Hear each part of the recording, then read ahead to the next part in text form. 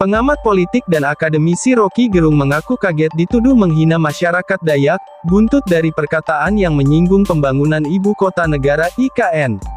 Dia mengaku ucapannya membela masyarakat Dayak supaya tidak dieksploitasi negara lain. Tiba-tiba masyarakat Dayak menganggap saya menghina adat Dayak. Di mana hinaannya? Saya justru membela hak masyarakat adat untuk tidak dieksploitasi oleh investor China, kata Rocky Gerung, di Cikini, Jakarta Pusat, Jumat, tanggal 4 Agustus tahun 2023. Ini bukan yang pertama kali dirinya mengkritisi pembangunan IKN. Rocky mengaku sudah beberapa kali diundang universitas di Kalimantan untuk meminta pendapat darinya. Menurut pendapat Rocky, bila pembangunan IKN dilanjutkan, kedepannya masyarakat adat akan tersingkir. Rocky Gerung juga menegaskan tidak ada hinaan yang ditunjukkan kepada Presiden Joko Widodo. Menurutnya, ada pihak-pihak yang mencoba memancing keonaran. Dirinya juga meminta maaf kepada yang menyebarkan terjadinya perselisihan ini. Saya tidak mengkritik atau menghina Jokowi secara individunya, tidak. Karena itu saya kira Pak Jokowi juga mengerti. Itu yang menyebabkan Pak Jokowi tidak mau melaporkan saya.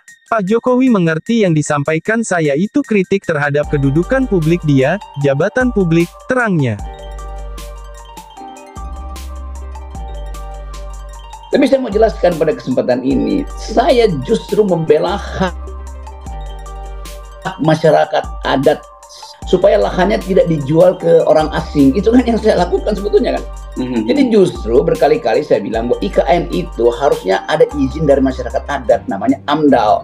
Saya 3 kali diundang oleh tokoh-tokoh adat di Kalimantan, tuh Banjar, Dayak segala macam. Dan saya ucapkan itu tuh, karena saya sayang Papua, ke Kalimantan.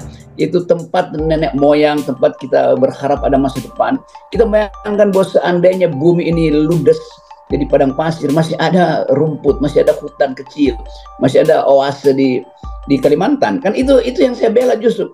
Jadi kalau saya dianggap menghalangi IKN, memang saya menghalangi IKN demi masyarakat adat Kalimantan, demi orang Dayak, demi orang Banjar segala macam. Kalau dihitung mungkin udah 5 kali saya diundang oleh universitas maupun teman-teman adat di situ. Jadi saya tahu bahwa ada kemarahan memang, tetapi kemarahan itu mesti kita dudukkan secara tepat, bahwa saya tidak sekali-sekali itu menghalangi IKN dibuat oleh Pak Jokowi karena udah keputusan undang-undang. Tetapi hak saya untuk mengatakan bahwa IKN itu akan merusak Kalimantan, itu intinya tuh. Dan itu akan ada serbuan penduduk asing di situ. Bahkan saya kritik kenapa Pak Jokowi mesti pergi ke Cina untuk menjual Kalimantan tuh. Pak Jokowi bilang, oke silahkan investasi di situ, apapun yang Republik Cina mau tuh kami sediakan. Kan itu namanya menjual negara kan. Di situ saya sebut bahwa itu kan tindakan bajingan. Tetapi bukan Pak Jokowi yang bajingan, kebijakan dia yang bajingan. Jadi harus dibedakan. Saya tetap mengkritik Pak Jokowi. Saya tidak mengkritik Jokowi sebagai manusia, sebagai orang, sebagai kepala keluarga, tapi sebagai kepala negara. Nggak boleh itu.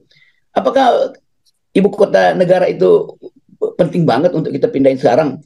Bisa ditunda lah 10 tahun lagi ketika masyarakat adat percaya bahwa di situ akan ada sumber daya baru, ada universitas, ada rumah sakit, baru bicara tentang IKN tuh. Apakah ada diperlukan hari ini? Nggak mungkin, karena itu akan menggerus anggaran pendapatan belanja negara kita tuh. Apakah ekonomi akan bertumbuh hari ini? Enggak. Tadi pagi Sri Mulyani bilang bahwa Indonesia akan masuk dalam krisis besar tuh. Bahkan Sri Mulyani bilang Indonesia akan masuk dalam kegelapan. Karena dunia lagi gelap juga, ekonomi tidak bertumbuh. Kenapa tidak dihemat uang itu? Kan itu dasarnya tuh. Jadi teman-teman di Dayak, saya membela kalian. Dan sampai kapanpun saya akan bilang bahwa IKN tidak boleh dibangun di situ sebelum ada izin dari masyarakat Dayak, dari komunitas Dayak yang punya lahan itu tuh. Jadi bukan dikomersialkan IKN itu. Jadi itu intinya. Jadi sekali lagi saya mau terangkan itu, kalau teman-teman di Dayak tersinggung, tidak ada maksud saya justru untuk mempersoalkan hak masyarakat adat. Justru saya membela masyarakat adat itu. Berapa 2-3 minggu lalu saya ada di Lombok bertemu dengan ratusan kepala desa Kalimantan. Dan saya terangkan hal yang sama. Jadi jangan dijual oleh negara apa yang adalah milik masyarakat adat Dayak. Itu intinya.